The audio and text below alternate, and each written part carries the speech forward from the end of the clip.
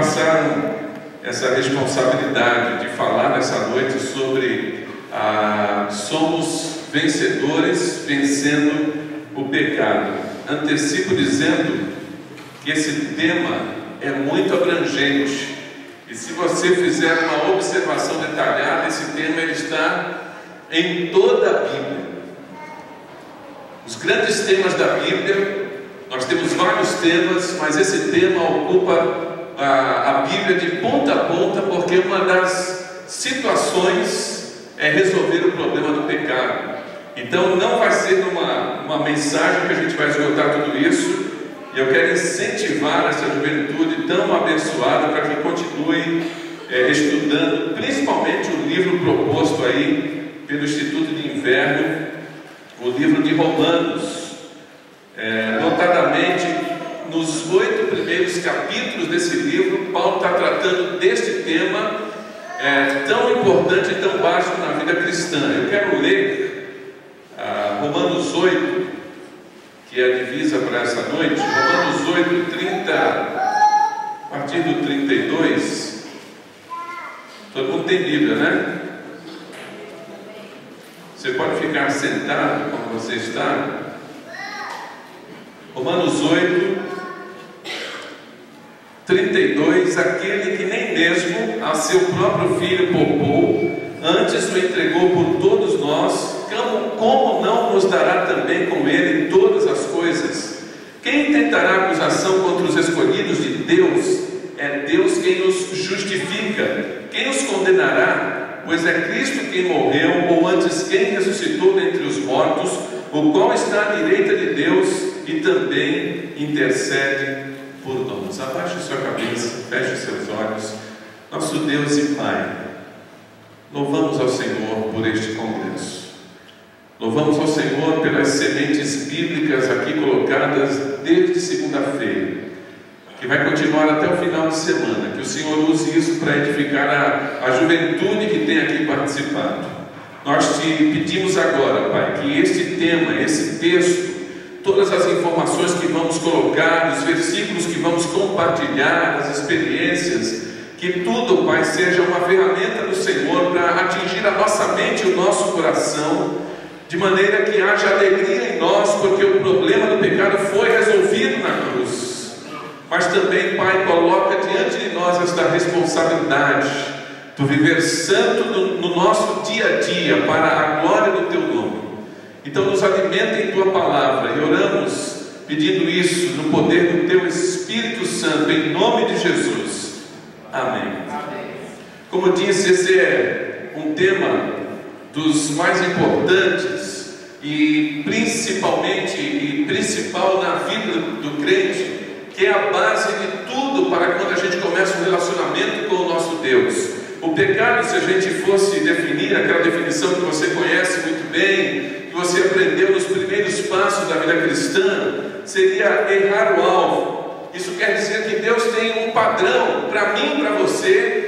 Deus estabeleceu um padrão de vida, um padrão de conduta, e nós precisamos nos ajustar a esse padrão de Deus. A interferência do pecado, ela vem de muito cedo, do jardim do Éden. O pecado não fazia parte do propósito de Deus do início. Ele vem como um acidente de percurso, uma interferência da entidade do mal, que nós chamamos de diabo, e que, causando essa interferência, nos afasta de Deus. Deus, na sua soberania, lá desde o princípio, já sabedor de todas as coisas, providenciou então a maneira como este problema pode ser resolvido através da cruz do nosso Senhor Jesus Cristo. Então, nessa primeira definição, é quando a gente não está vivendo de acordo com a vontade de Deus, naquele padrão que Ele estabeleceu, uma conduta santa como Ele deseja. Então a gente está errando o alvo pelo qual nós somos criados, e a isso nós chamamos de pecado. As outras classificações são os erros oriundos dessa deficiência nossa. Você conhece como mentir, roubar, e aí tem o decálogo, os 10 mandamentos. Então estas situações então nos afastam de Deus.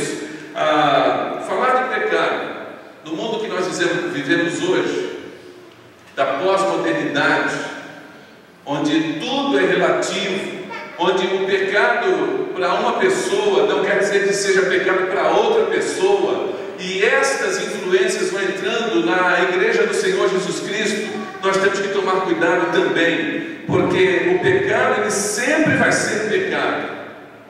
O mundo não concorda hoje na pós-modernidade com uma verdade absoluta, e nós estamos na contramão do mundo.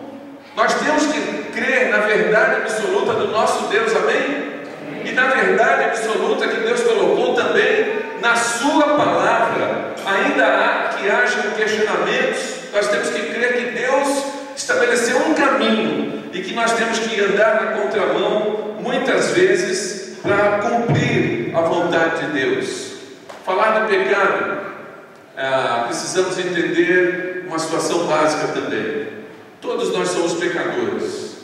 Não é uma situação de um grupo específico, não é uma situação de pessoas que foram influenciadas por alguma mazela da sociedade. Mesmo aquele que está morando lá fora desse conhecimento tecnológico, os índios, por exemplo, os animistas, eles também são pecadores, todos são pecadores, e o pecado ele é universal. Romanos 3,23, você tem Bíblia aí, é um texto muito conhecido. Romanos 3,23, porque todos pecaram e destituídos estão da glória de Deus. Ou seja, a gente não tem acesso à glória de Deus devido ao pecado. Então, essa é a primeira verdade que a gente trata aqui, porque todos nós somos pecadores. 2. A vitória sobre o pecado é o sacrifício que o Senhor Jesus Cristo fez naquela cruz do Calvário. É muito interessante como Paulo vem tratando esse tema nesses primeiros capítulos de Romanos, e eu quero mais uma vez incentivar você a fazer esse estudo. Mas quando nós chegamos aqui no capítulo 5, Paulo vai tratar dessa situação de justificação, e ele vai dizer: sendo pois justificados pela fé, temos paz com Deus por nosso Senhor Jesus Cristo, pelo qual também temos entrada pela fé a esta graça, na qual estamos firmes e nos gloriamos na esperança da glória de Deus. E não somente isto, mas também nos gloriamos nas tribulações, sabendo que a tribulação, e aí ele vai falar com esse jogo de palavras, e depois nós chegamos no verso 6, porque Cristo, estando nós ainda fracos, morreu a seu tempo pelos ímpios, porque apenas alguém morrerá por um justo, pois poderá ser que pelo bom alguém ouse morrer, mas Deus prova o seu amor para conosco, em que Cristo morreu por nós, sendo nós ainda pecadores. É o resumo da obra que o Senhor Jesus Cristo fez na cruz do Calvário, para mim, para você, para todos aqueles que haverão de reconhecer o sacrifício do Senhor Jesus Cristo. Humanamente, nós não temos como resolver o problema do pecado. Nenhuma obra alguém pode fazer, nenhum dinheiro pode comprar, nenhum sacrifício que alguém faça pode resolver o problema da justificação do pecado. A única maneira, sacrifício de uma vítima inocente, sangue derramado, e durante todo o Antigo Testamento, todo aquele conteúdo, a formação do povo de Israel, os sacrifícios exigidos, tudo isso apontava para Jesus Cristo, o sacrifício maior, o sacrifício único, o sacrifício eterno, que depois do sacrifício do Senhor Jesus Cristo, nada mais é necessário que façamos, que alguém faça, para que isso seja resolvido. E Paulo vem colocando essa situação da justificação dos nossos pecados. Justificados, pois, quando ele diz, é tornar justo. É uma declaração que Deus faz de que eu e você, todos quantos fomos lavados no sangue de Cristo, agora não temos mais condenação. É muito interessante que isso nos remete a Colossenses, no capítulo 2, nos versos 13 e 15, cantado em verso e prosa, né, Alexandre? Jesus escolma cedo. Cadê, gente? Canta aí. Contra contra nós, cravou na cruz, nos libertou, prevaleceu, aleluia. Vou parar por aqui porque para cantar é o Alexandre, né? Mas é tão interessante que esse escrito de dívida, declaração de uma dívida, o pecado é uma dívida que nós não temos como pagar.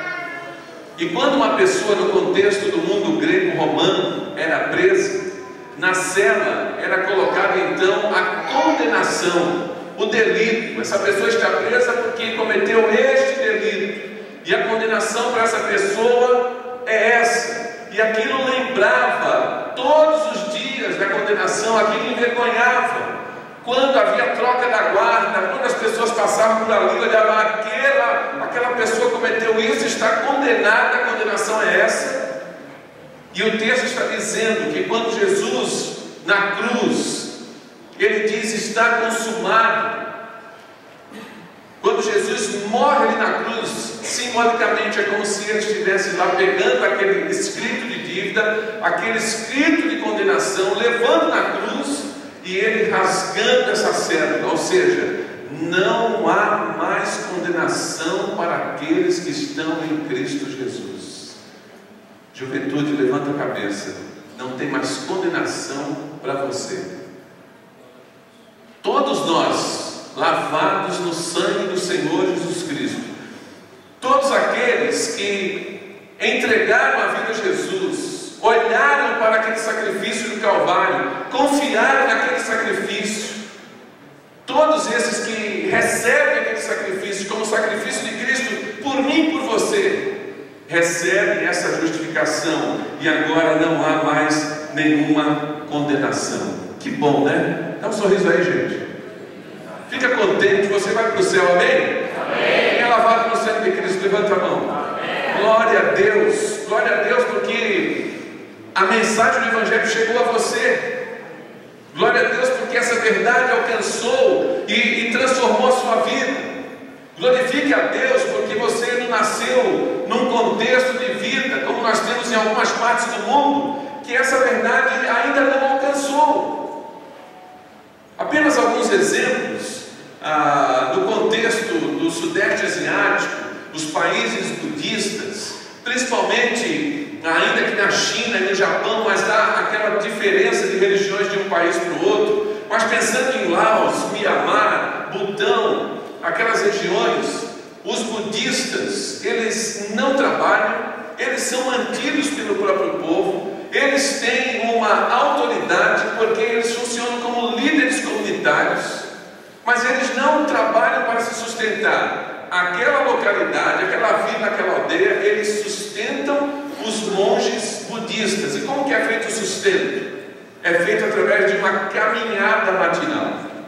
Os monges saem de manhã andando pelas ruas nessa caminhada matinal, é um cortejo, e as pessoas vão dando oferendas, as pessoas vão dando dinheiro, as pessoas vão dando comida, as pessoas vão dando cereais, e quem não tem nada para dar aos monges budistas entrega uma flor. Vai colher uma flor e entrega. A gente pensa que eles estão fazendo caridade. Não. Cada oferta dada é o pagamento pelos pecados diários, que tem dentro daquela sociedade um preço. Por exemplo, se alguém mata uma pessoa, tem que entregar para os monges budistas uma barra de ouro, e eles vão dando preço, de maneira que as pessoas não estão diretamente, não estão fazendo caridade, dando uma oferta, mas estão pagando pelos pecados. Os budistas, os monges, não se sentem inferiorizados, envergonhados e humilhados, porque eles dizem assim: nós estamos fazendo a caminhada diária para perdoar pecados. E aquelas pessoas estão iludidas com respeito a isso. Imagine vocês que na Índia, quando a vaca, desculpem, mas é uma realidade, quando a vaca se apronta para urinar, muitas pessoas correm para trás da vaca com um recipiente para colher a urina, outros vão com as duas mãos, porque acreditam que a urina da vaca pode purificar pecados. Uma imagem que correu na internet há algum tempo atrás, 8 anos passados, apontava aqui um executivo andando em Delhi, na capital, e de repente ele com a sua mala, naquela época 007, que era do meu tempo, lembra? E quando ele vê que a vaca se aprontou para urinar, ele larga a pasta 007, ele corre, e ele atrás da vaca, ele apara aquela urina em suas 2 mãos, e passa no rosto e no cabelo, um gesto tão comum naquela sociedade, que não é uma posição de alguém menos esclarecido, mas alguém que tem acesso à informação, que crê que a urina da vaca pode perdoar pecados. Nós sabemos que a única substância que existe no mundo, no universo, que pode perdoar pecados é o sangue do nosso Senhor e Salvador Jesus Cristo. E uma outra situação, daqueles mais de 2 bilhões de pessoas que estão presas às garras do Islã, que acreditam que o perdão de pecados e a salvação vem por um sistema de pontuação, de cumprir os 5 pilares do Islã, mas também cada ação diária conta pontos para a justificação, e aí a justificação do Islã é pelas obras, e não através do sangue do Senhor Jesus Cristo. Mas nós louvamos a Deus,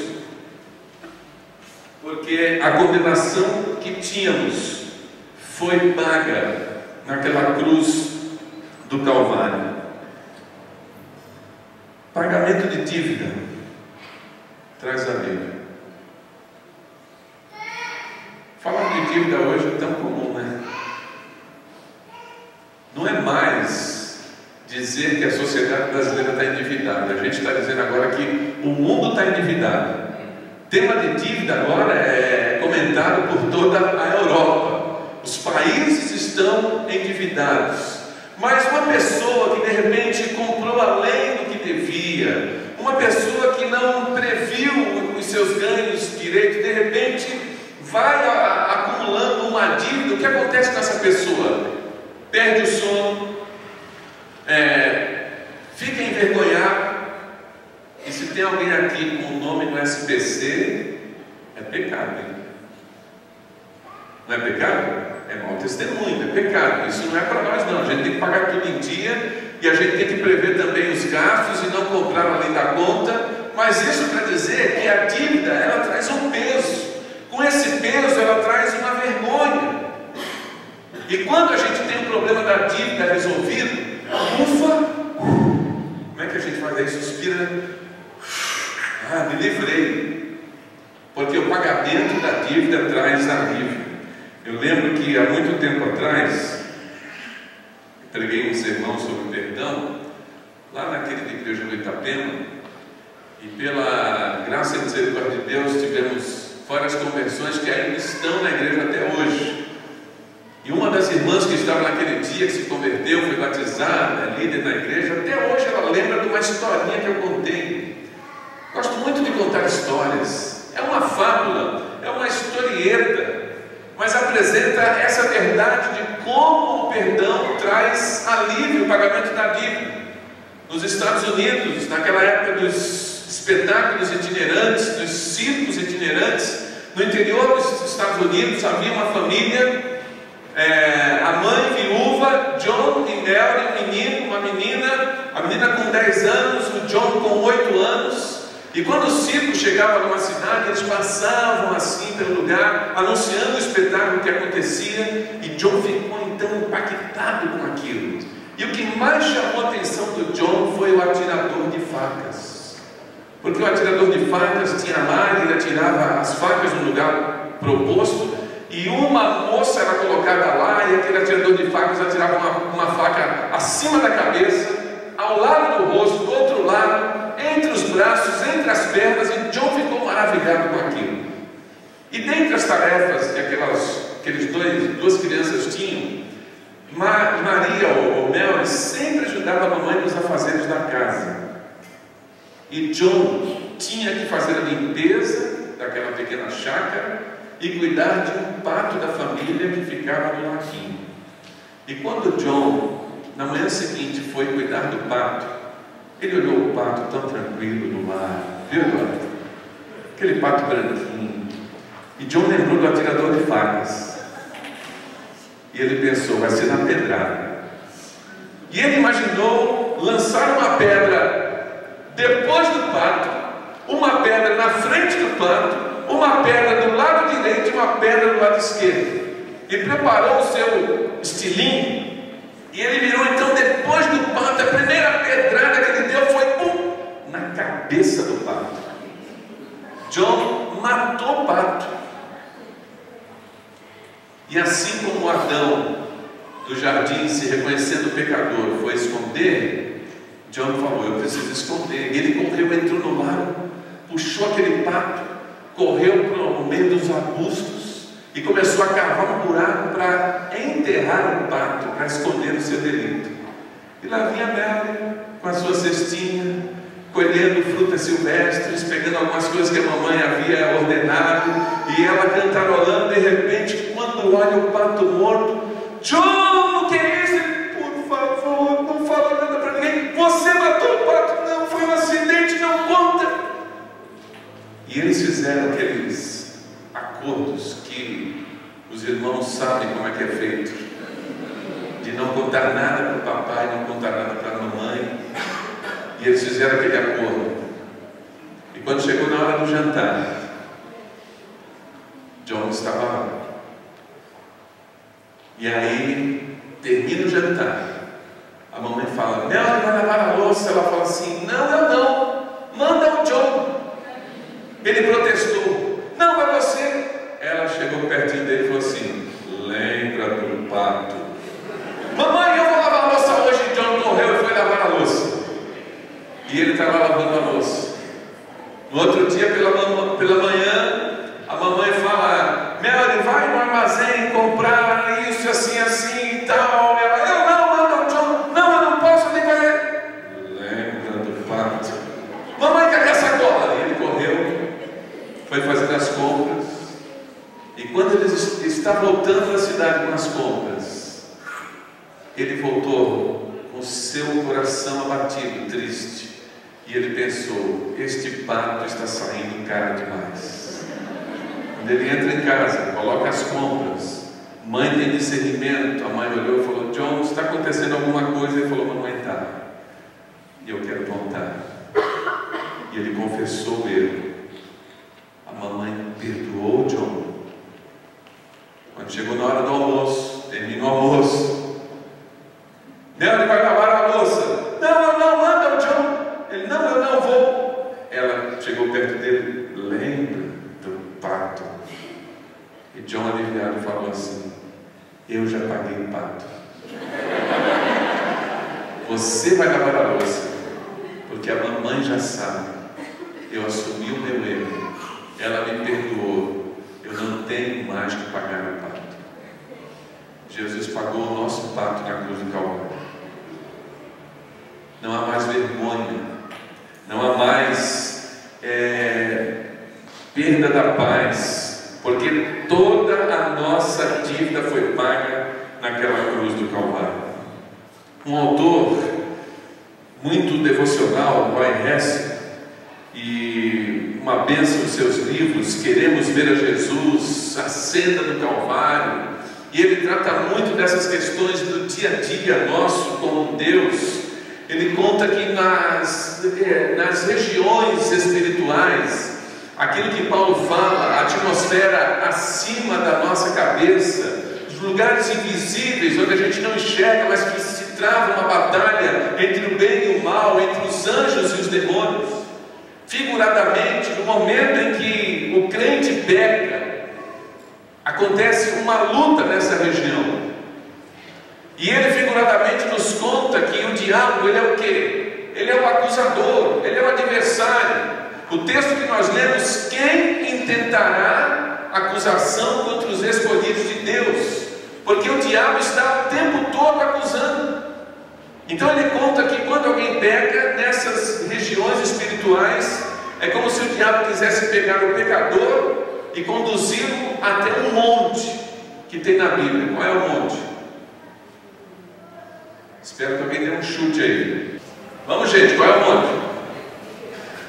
O Monte Sinai, o Monte da Lei. O que o diabo quer mostrar para o pecador no Monte Sinai? a lei, você desobedeceu, você não presta, você não é de nada.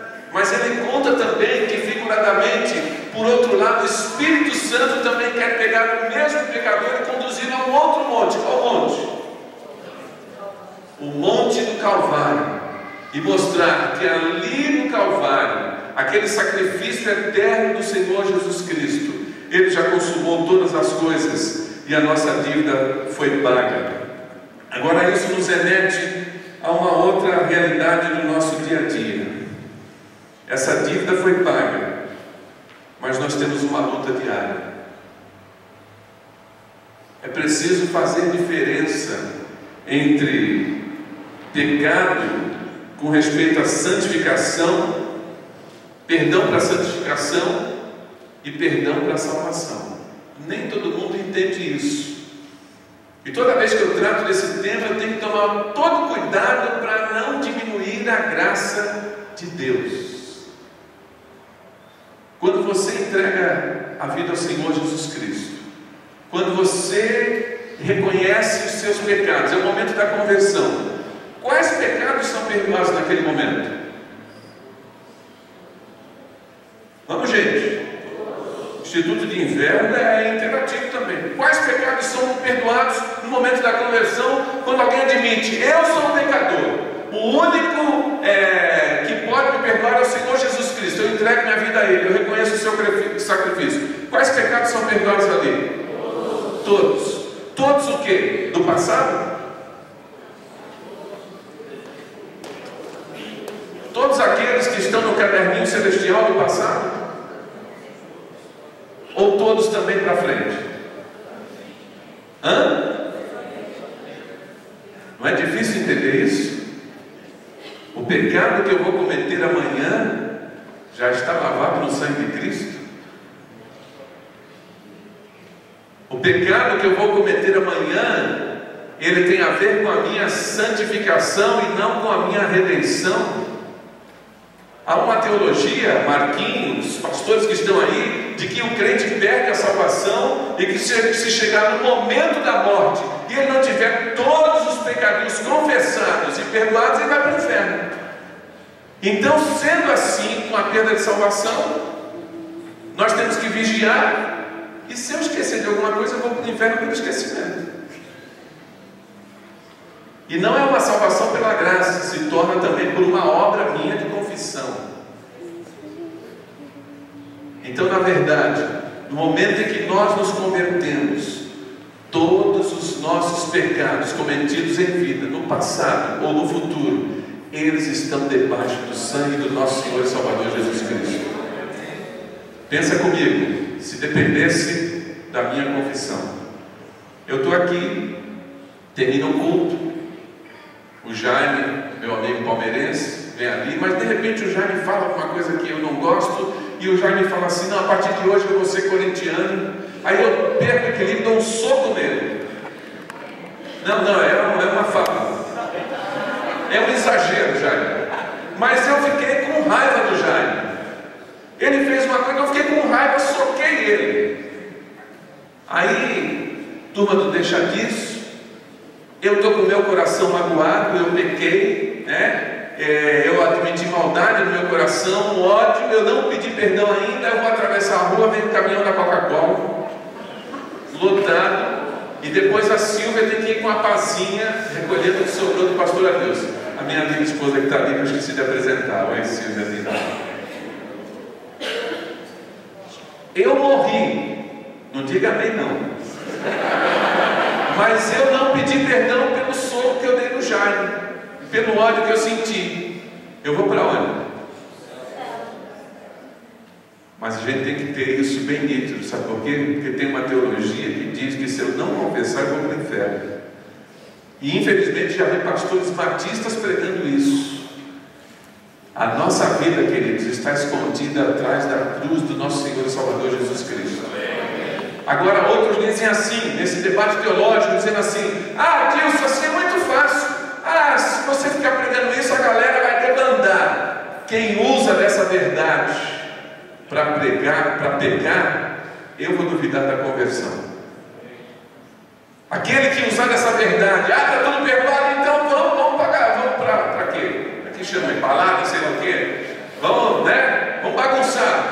não é do meu tempo não, né? Aquele que usar essa verdade de que já está tudo perdoado, então agora ele vai contar com isso, eu duvido da conversão dessa pessoa. Mas o convertido realmente, ele vai lutar para pecar menos, ele vai lutar para viver esta vida santa. Olha só o que diz Paulo no capítulo 7 de Romanos, a partir do verso 14. Alguém olha esses versículos e acha assim, é um desabafo do apóstolo Paulo. Mas ele diz assim, Romanos 7,14: porque bem sabemos que a lei é espiritual, mas eu sou carnal, vendido sob pecado. Porque o que eu faço não aprovo, pois o que quero isso não faço, mas o que aborreço isso faço. E se faço o que não quero, consinto com a lei que é boa. De maneira que agora já não sou eu que faço isso, mas o pecado que habita em mim. Porque eu sei que em mim, isto é, na minha carne, não habita bem algum, e com efeito o querer está em mim, mas não consigo realizar o bem. O que Paulo está querendo dizer que é uma luta. A nossa carne quer pecar. A gente vive numa sociedade pecaminosa. A sociedade hoje, ela está montada de maneira a afastar as pessoas de Deus. Mas aqueles que são lavados no sangue de Cristo têm a presença do Espírito Santo dentro de si. Amém? Então há essa luta. E ele continua: porque se eu faço o que não quero, não faço eu, mas o pecado que habita em mim. Acha então esta lei em mim, que quando quero fazer o bem, o mal está comigo. Porque segundo o homem interior, tenho prazer na lei de Deus, mas vejo nos meus membros outra lei que batalha contra a lei do meu entendimento, e me prende debaixo da lei do pecado que está nos meus membros. E no 24 ele diz assim: miserável homem que sou, quem me livrará do corpo desta morte? Quem lê esse texto acha que Paulo está em crise. Mas se parar aqui e não ler o versículo seguinte e nem o capítulo 8, vai dizer, realmente ele estava em crise. Não é um desabafo, mas é uma constatação. Paulo é consciente. Essa deficiência vai nos acompanhar. Não diga amém para isso, mas é uma verdade. A perfeição ainda não chegou. Infelizmente a gente tem que admitir, nós vamos pecar.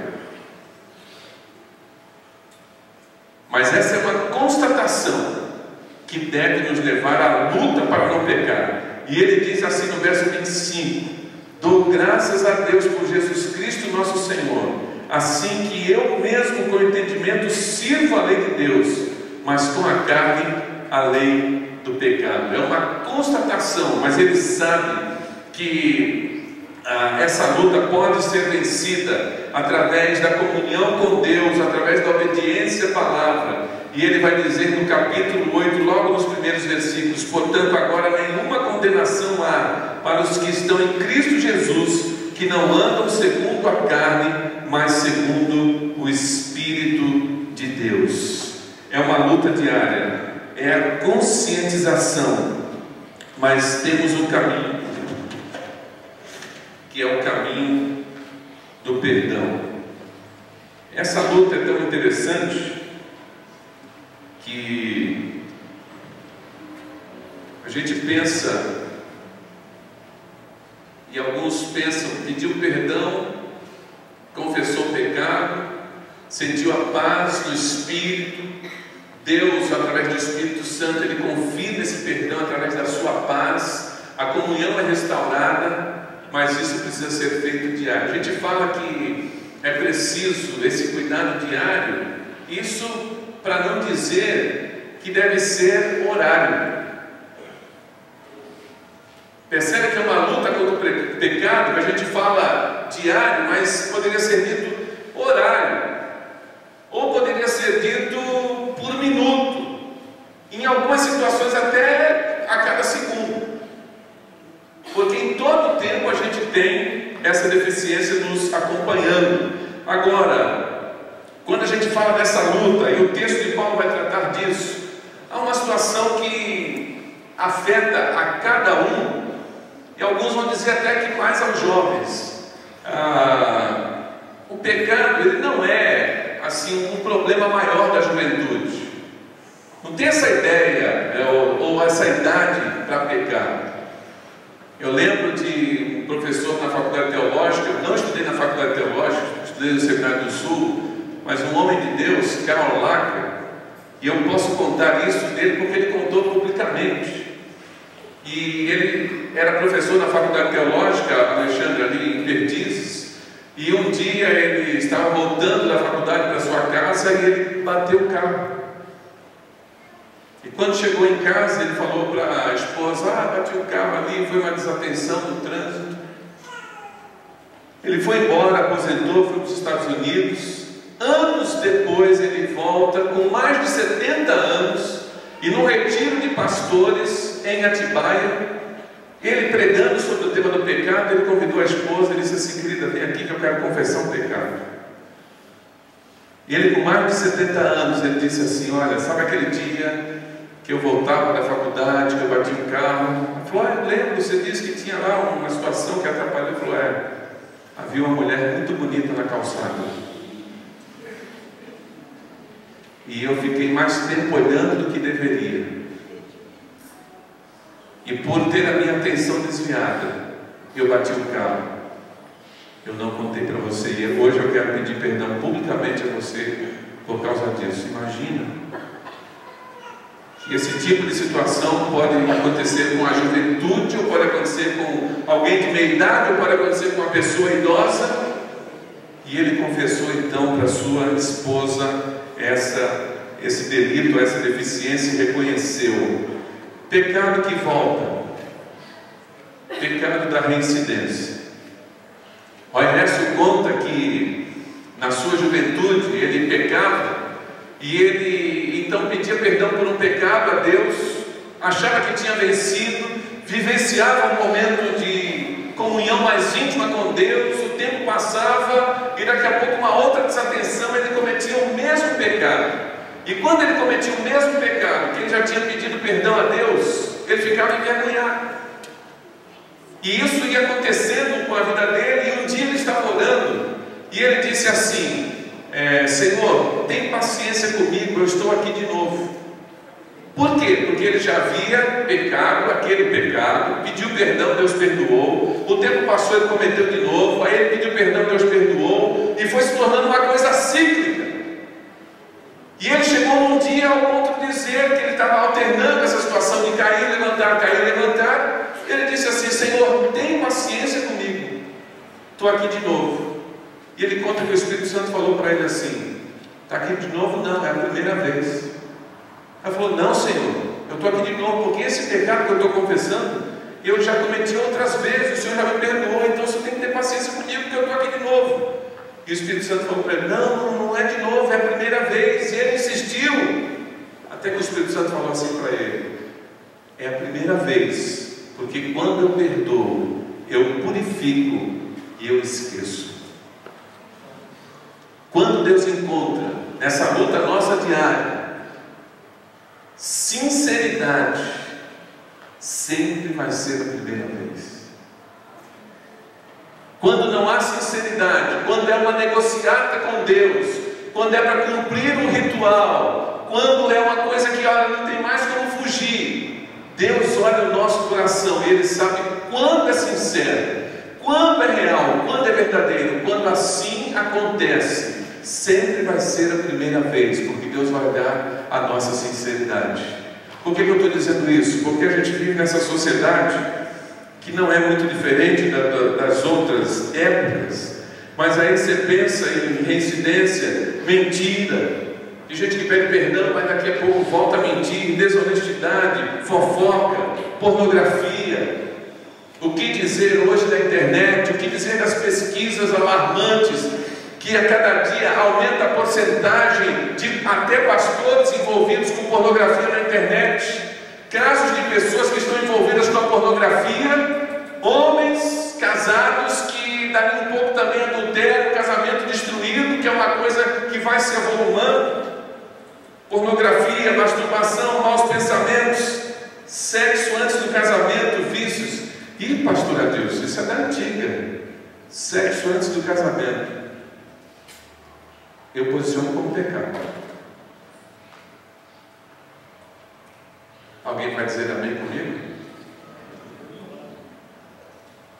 parece que esse auditório tem dúvida. Queira Deus que vocês não estejam praticando. Biblicamente, sexo antes do casamento é pecado. Amém? Amém. Num mundo de tanta modernidade, de tantos apelos, com tanta força da mídia para fazer com que o pecado seja normal, nós temos que dizer que o pecado ele é anormal, que ele não é normal na vida do crente. Um pastor, isso é fato verídico, pregou um sermão na sua igreja, isso tem perto de 15 anos, e ele prega o seu sermão apontando biblicamente que sexo antes do casamento, fora dos padrões bíblicos, ele alistou os textos, ele explicou os textos, ele pregou um sermão muito convincente, e aí um casal de jovens, eles marcaram um encontro com o pastor no gabinete. E este casal de líderes na igreja, por uma simplesmente coincidência, não é nada de marca não, hein? Até líderes do louvor, líderes na igreja cantavam no louvor, esse casal marcou, e chegou no gabinete, muito sincero, falou assim: pastor, olha, o seu sermão domingo foi uma bênção, o senhor pregou realmente ali, mas nós queremos que o senhor fale mais a respeito, porque nós não concordamos. E o rapaz então diz assim: pastor, o senhor mostrou tudo biblicamente, mas eu quero dizer que eu não concordo com o senhor, eu acho que não é pecado. Eu gostaria que o senhor explicasse de novo. O pastor abriu a Bíblia novamente, explicou tudo, e ele falou assim: pastor, realmente o senhor convenceu, mas eu quero dizer para o senhor que nós temos uma vida sexual ativa, e que nós vamos continuar tendo uma vida sexual ativa. E o pastor continuou conversando com aquele casal, e o interlocutor era o rapaz, e o pastor disse assim: depois de mostrar biblicamente, depois de você se convencer intelectualmente, você diz que vai continuar praticando, por quê? Ele falou: pastor, porque é uma coisa que pega. Pastor, olha, e ele foi falando da sedução, pastor, é uma coisa assim, o senhor nem imagina. Quando a gente está junto, pastor, se der um beijo, já era. E geralmente, pastor, a gente fica sozinho no lugar, e a gente até não quer, mas é mais forte que a gente, pastor, a carne é fraca. E aquele jovem foi advogando o pecado. Tem gente que sabe defender pecado até biblicamente. E aquele jovem foi falando assim, com aquela veemência e tal. Aí o pastor disse assim: então vamos fazer aqui uma hipótese, vamos aqui pensar numa situação. Vamos dizer que esse pecado, o sexo que vocês praticam, você reconhece que é errado e tal, mas é mais forte que você, que é incontrolável, que você não consegue. Vamos dizer que a partir de agora a sua namorada tem AIDS. Essa coisa de pele continua? Aí ele falou: pastor, ele só apelou, né? Aí o pastor continuou e falou assim: não, vamos pensar. É uma coisa incontrolável, vocês não conseguem se conter, mas a partir de agora a sua namorada está com AIDS, e se você tiver uma outra relação com ela, não adianta usar camisinha, azeite, o que seja, mais uma relação, você vai contrair AIDS. Essa coisa de pele continua? Aquele jovem baixou a cabeça e falou assim: pastor, não. Você teria mais uma relação sexual com ela? O jovem envergonhado falou assim: pastor, não, nunca mais eu teria uma relação sexual com ela. O pastor virou para ele e falou: você é um safado, você não ama essa moça, você está se aproveitando dela, porque se você sabe que tem um prejuízo direto para você, você para. Você deveria parar, não porque vai ter um prejuízo direto, mas porque você está ofendendo a Deus. O freio para a gente não pecar, o antídoto, é o nosso amor a Deus e não o medo do castigo. Muito coisas nós deixamos de praticar por medo. Essa situação ajuda, ela é bíblica, Deus corrige a quem ama, mas o ponto mais forte para que a gente diga não ao pecado é porque a hora que a gente comete pecado, ele interfere na nossa comunhão com Deus. O pecado ofende a Deus e por isso nós devemos viver para a honra e glória dele. Não pecar por causa do nosso amor, não por causa do nosso medo. Isso é maturidade. Continuando, para a gente terminar, o pecado, quando é sincero, nos torna, quando é sincero o nosso pedido de perdão, a gente se torna 0 quilômetro. Mas quando a gente fala que ofende a Deus, e a gente deve evitar porque ofende a Deus, não podemos nos esquecer de uma coisa: nós não podemos esconder nada do nosso Deus. Porque é uma mentira satânica que diz assim: ninguém vai ver. Há uma mentira satânica que diz assim: só mais essa vez. Uma mentira satânica que fala assim: qualquer coisa, uma mentirinha, ninguém vai se importar. Então, tem gente que esconde da esposa, tem gente que esconde do esposo, tem gente que esconde do patrão, tem gente que esconde do vizinho, tem gente que esconde do governo, e tem gente que empurra para debaixo do tapete. Mas com Deus, e como é bom andar com Deus, a gente não precisa esconder nada dele. Amém? Amém. Ele já viu tudo, ele já sabe tudo. É imaturidade, é um ledo engano alguém achar, porque a nossa vida está grampeada, diga amém. Amém. Nós estamos grampeados pelo Espírito Santo, amém? Amém? Há um debate que já dura alguns anos sobre a questão da privacidade. No mundo com tantas câmeras, né? No mundo com tanta gente monitorando a vida um do outro, tantos escândalos que estão aí no governo, porque alguém chegou com um celular, alguém chegou com uma microcâmera. Eu quero dizer para você que você também, espiritualmente, você não tem privacidade, porque está tudo grampeado pelo Espírito Santo. Não é bom assim? Isso faz a gente o quê? Tira a máscara. Nada de hipocrisia. Não adianta fazer um tipo com Deus, não adianta palavra bonita, não adianta chegar aqui e no culto, junto com todo mundo, e cantar, e pregar. Deus está vendo o nosso coração, por isso para andar com Ele tem que ser sincero. Não esconda mais. Há uma situação em que, vamos supor, tem aqui uma câmera, eu vi a câmera, tinha uma câmera aqui, cadê essa câmera? Essa câmera agora é a câmera do Espírito Santo. E ela filmou a vida de todo mundo aqui.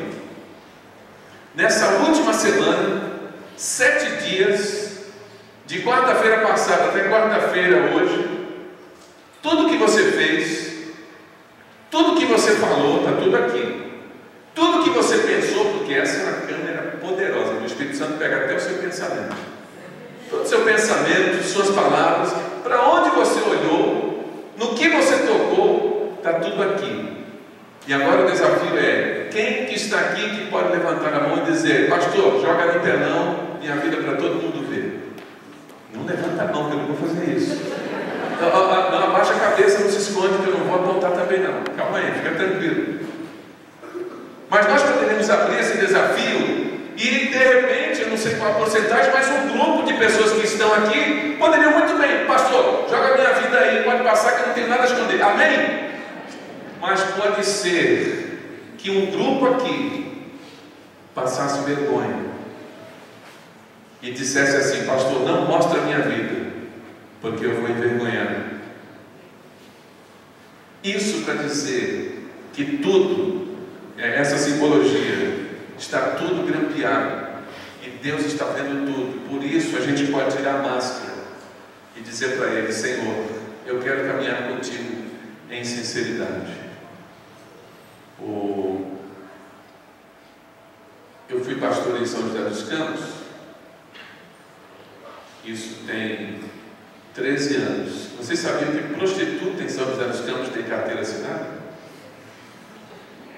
Já naquela época havia até piquetes e havia movimentos de legalização, e houve uma votação de uma lei lá que legalizou a profissão.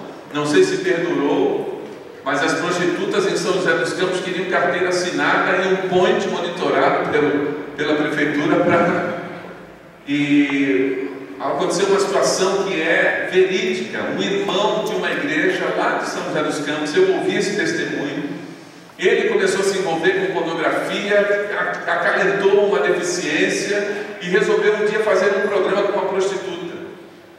Ele, um servo de Deus, alguém muito tempo na igreja, foi ao centro da cidade, estacionou o carro, olhou lá e escolheu uma, chamou, perguntou quanto era, ajustou preço.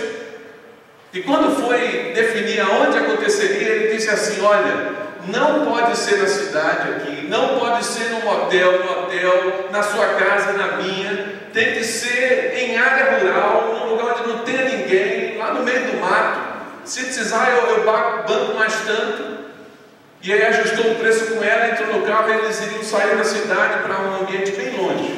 E aí saíram do centro da cidade e foram chegando longe. Daqui a pouco, uma hora rodando de carro, a prostituta chegou e falou assim: moço, aqui tá bom. Ele falou: não, aqui ainda tem aspecto de civilização, vamos mais à frente. E aí foi mais 10 minutos, ela falou: aqui tá bom. Ele falou: não, daqui ainda tem jeito de cair, tinha uma vaquinha lá.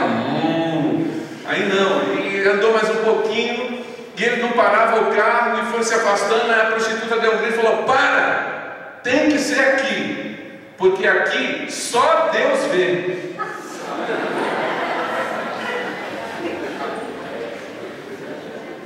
Deus usa mula para falar com o crente, Deus usa bêbado, não dá tempo de contar do bêbado tradutor lá da Bolívia,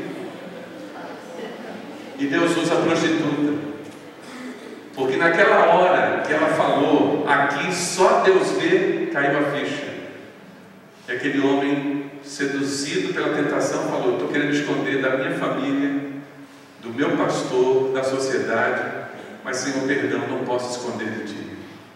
Ele se quebrantou na hora, na frente da prostituta, pediu perdão para ela, pagou o preço combinado, voltou para a cidade, não consumou o seu pecado, devolveu ela naquele lugar, pagou o preço combinado e consertou sua vida com Deus, porque Deus falou com ele através da prostituta. Nós não temos como esconder nada do nosso Deus. E a única saída, se você é salvo, é caminhar sem máscara, é caminhar com Ele, porque Ele já providenciou tudo quanto é necessário para resolver o problema do pecado. Abaixe a sua cabeça, feche os seus olhos. Somos mais do que vencedores, é o nosso tema, e somos mais do que vencedores nesta luta contra o pecado. O desafio nesta noite é você primeiro agradecer a Deus: Deus, obrigado, esse problema está resolvido. Com o Senhor eu tenho como vencer essa deficiência. Mas também esse é o momento de você dizer: Deus, eu preciso vencer coisas na minha vida. Eu preciso que o Senhor retire algumas situações que estão impedindo a minha comunhão com Deus. Eu tenho abrigado alguns sentimentos no coração, algumas atitudes que elas não deveriam estar comigo, mas eu quero nesta noite reconhecer que o Senhor é um Deus perdoador e que pode realmente me abençoar, me santificar, para eu viver essa vida, realmente uma vida vitoriosa com o Senhor. Alguém nessa noite que quer dizer: Senhor, eu preciso mais uma vez sentir o teu perdão, tua graça sobre a minha vida. Alguém que quer dizer isso ao Senhor? Levante a sua mão aí onde você está. Deus abençoe, Deus abençoe, Deus abençoe, Deus abençoe você, Deus abençoe, Deus abençoe, Deus abençoe. Não é um desafio, não estou dizendo assim, que você é um pecador inveterado, não estou dizendo que você tenha vícios, não estou dizendo que você está bagunçando, não é isso. Mas na verdade é um reconhecimento: Senhor, eu sozinho não consigo, eu preciso de Ti. Fortalece a minha vida, me perdoa, me põe de pé, para que eu possa vencer toda e qualquer situação do mal que vem contra a minha vida. Alguém que reconhece isso pedindo: Senhor, anda comigo, levante a sua mão. Deus abençoe, Deus abençoe. Glória a Deus por isso. Continue de cabeça baixa, de olhos fechados. Nosso Deus e Pai, muito obrigado, porque o Senhor nos abriu este caminho, o caminho do perdão. Obrigado, Senhor, porque através do sangue do nosso Senhor e Salvador Jesus Cristo, nós podemos ter esse perdão.